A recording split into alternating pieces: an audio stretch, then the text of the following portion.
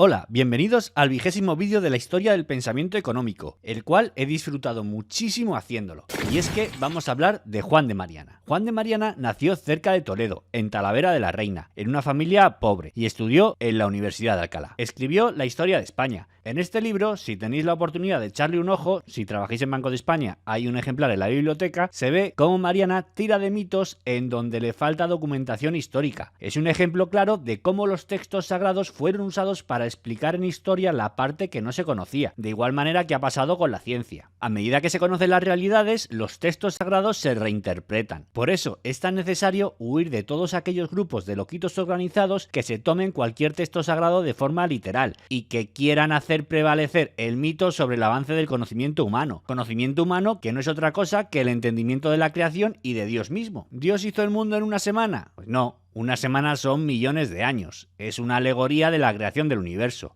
¿Dios expulsó a Adán y Eva del paraíso? Pues no. Es una alegoría de la pérdida de condición de animal salvaje del ser humano a ser racional. ¿Dios es un ser barbudo con túnica blanca y sandalias o es un concepto aún no entendible por la mente humana? El libro de Historia de España llegó a inspirar la Revolución estadounidense, al ser un libro que habla de la lucha de los pueblos a lo largo de la historia contra los tiranos. Mariana denunció a los grandes personajes de la historia como Alejandro Magno o Julio César como lo que eran, tiranos. Vamos, que no eran grandes hombres de los que estar orgullosos, sino malvados tiranos que dan asco. En otra obra, llamada De Rege, escrita por encargo de Felipe II para su hijo Felipe III, rechazaba el absolutismo que invadía Europa y se posicionó en contra de las doctrinas que defendía el rey de Inglaterra, quien sostenía que los reyes gobiernan absolutamente por derecho divino. Mariana defendió el tiranicidio. Según Mariana, el pueblo tiene derecho a reclamar de vuelta el poder político si el rey abusa de él. De hecho, el pueblo se reserva derechos cuando transfiere ese poder político al gobernante. Derechos tan importantes como el impositivo, esto es, todo lo relacionado con los impuestos. Además del derecho a vetar leyes y a determinar la sucesión del rey si no tiene descendencia. El pueblo es superior al gobierno. Los hombres dejan el estado de naturaleza para formar gobierno, con el fin de preservar sus derechos de propiedad privada a través de este. Esta es la única función del gobierno, y no otra. Para ello, acuerdan dar al gobierno unos recursos, pero este no puede exigir más recursos así porque sí, o lanzarse a mágicas agendas o guerras en pos de un ideal que él tenga.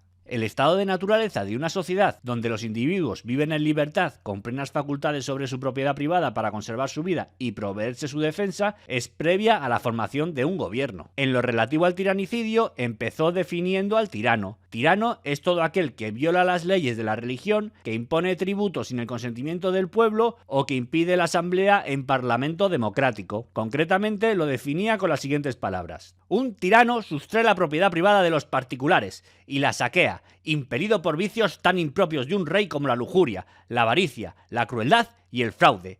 Los tiranos intentan perjudicar y arruinar a todo el mundo, pero dirigen sus ataques en especial contra los hombres ricos y justos que viven en su reino, pues consideran el bien más sospechoso que el mal, y temen como a nada precisamente esas mismas virtudes de las que carecen. Los mismos tiranos expulsan de su reino a los mejores, con la excusa de que ha de abajarse a quien quiera que destaque sobre el resto, dejando exhausto al pueblo para que no pueda reunirse, exigiéndole casi a diario nuevos tributos, promoviendo disputas entre los ciudadanos y empalmando el fin de una guerra con el inicio de otra. De situaciones así surgieron las pirámides de Egipto. El tirano no puede menos que temer que aquellos a quien aterroriza y esclaviza puedan intentar derrocarle. Por eso, prohíbe que los ciudadanos se reúnan o formen asambleas, o discutan en común los asuntos del reino, arrebatándoles con medios propios de la policía secreta la ocasión misma de hablar o escuchar con libertad, impidiendo incluso que puedan expresar sus quejas libremente. Mariana afirma que cualquiera puede matar al tirano, usando para ello cualquier medio a su alcance.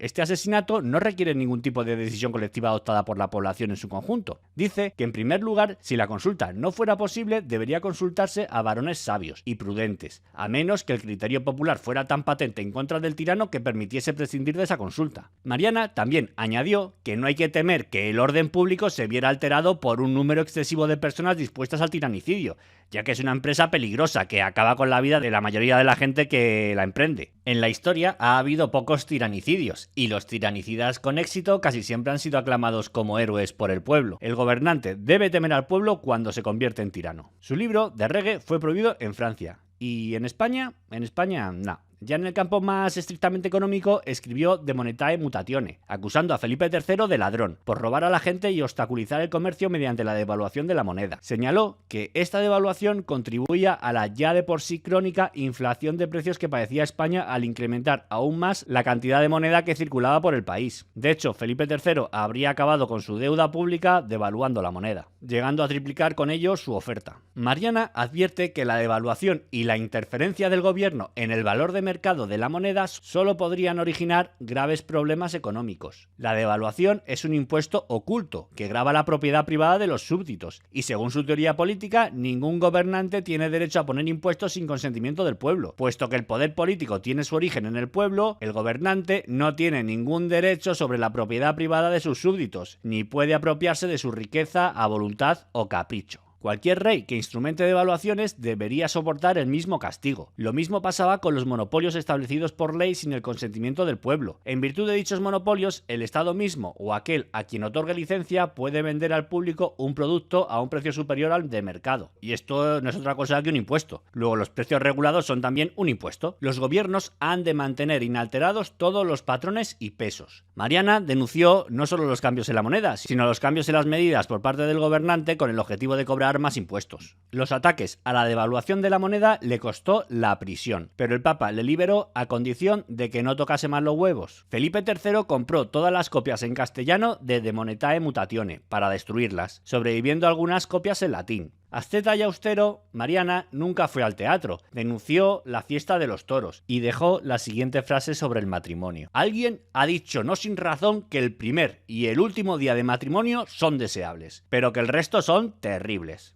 Al criticar la defensa de los toros por parte de otros compañeros, enunció una frase que más tarde modificaría Mises. No hay nada, por absurdo que parezca, que no haya sido defendido por un teólogo. Y hasta aquí el vídeo de hoy. Espero que haya cambiado vuestra visión acerca de la relación de los estados con sus ciudadanos, que os pongáis a hacer camisetas de Juan de Mariana y que visitéis su estatua en su ciudad natal. Nos vemos en el próximo episodio, que no será tan épico, pero será igual de informativo.